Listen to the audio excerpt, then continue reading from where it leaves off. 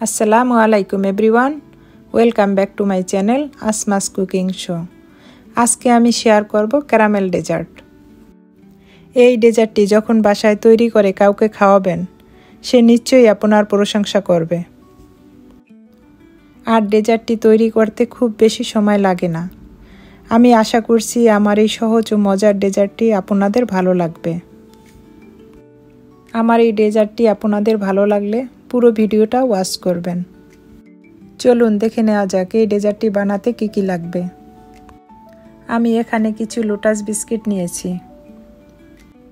আপনাদের পছন্দ মতো যে কোনো বিস্কিট নিতে পারেন। বিস্কিটগুলোকে আমি এখন গুঁড়ো করে নিব। আমি এখানে একটা মিক্সিং জার নিয়েছি। আপনাদের যেভাবে সহজ হয় সেভাবেই বিস্কিটগুলো গুঁড়ো করে নিতে পারবেন। আমি এখানে 2 চামচ পরিমাণ বাটার মেল্ট করে নিয়েছি। এগুলোকে বিস্কিটের ভিতরে দিয়ে দিব। এখন আবার এগুলোকে একটু মিক্স করে নিব। এখন আমার বিস্কিটগুলো রেডি। এখন আমি যেই ট্রেতে ডেজার্টটা বসাবো সেই ট্রেতে বিস্কিটগুলো সেট করে নেব। এখন আমি একটা স্প্যাচুলার সাহায্যে এভাবে চেপে চেপে বিস্কিটটাকে সেট করে নেব। এই কাজটা এভাবে করতে হবে।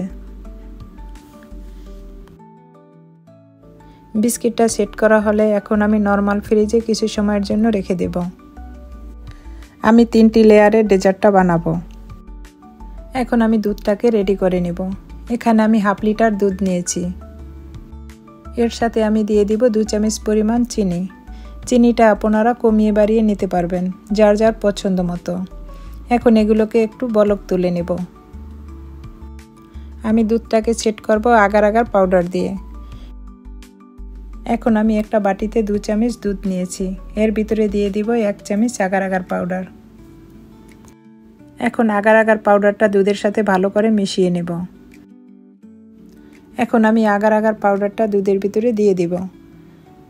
এটাকে দিয়ে অনবরত নাড়তে থাকব। নাড়তে নাড়তে যখন দেখব 2-3 বার বলক তুলে আসছে, তখন আমি দিয়ে দিব ভ্যানিলা এসেন্স। এখন এগুলো দিয়ে ভালো করে মিশিয়ে নেব।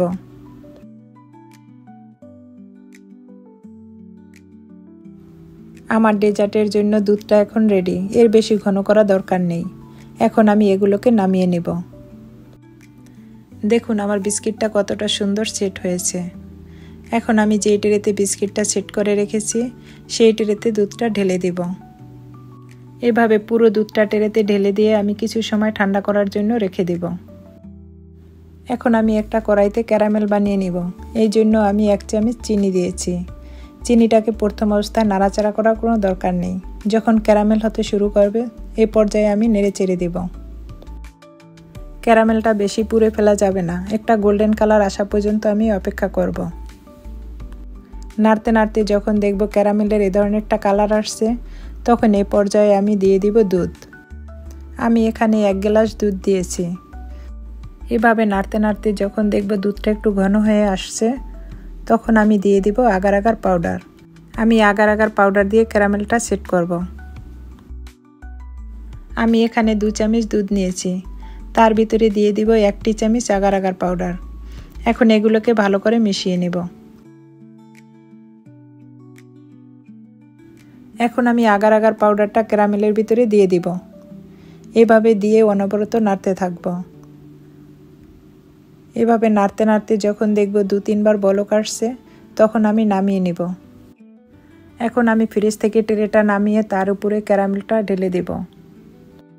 এভাবে সব ক্যারামেলটা ঢেলে দিয়ে এখন আমি ফ্রিজে 2-3 ঘন্টার জন্য রেখে দেব। 2-3 ঘন্টা পরে আমি ফিরে আসলাম। দেখুন আমার ক্যারামেল ডেজার্টটা কতটা সুন্দর সেট হয়েছে। এখন আমি ডেজার্টটার উপরে একটু ডেকোরেশন করে নেব। আমি এখন ডেজার্টের উপরে বিস্কিটের গুঁড়োগুলো দিয়ে ছাইডটাকে এভাবে সাজিয়ে দেব। এটাও অপশনাল, এটা না দিলে কোনো সমস্যা নেই। ডেকোরেশন করলে দেখতে ভালো লাগে, এই জন্য আমি ছাইডটাকে বিস্কিটের গুঁড়ো দিয়ে একটু ডেকোরেশন করে নিয়েছি।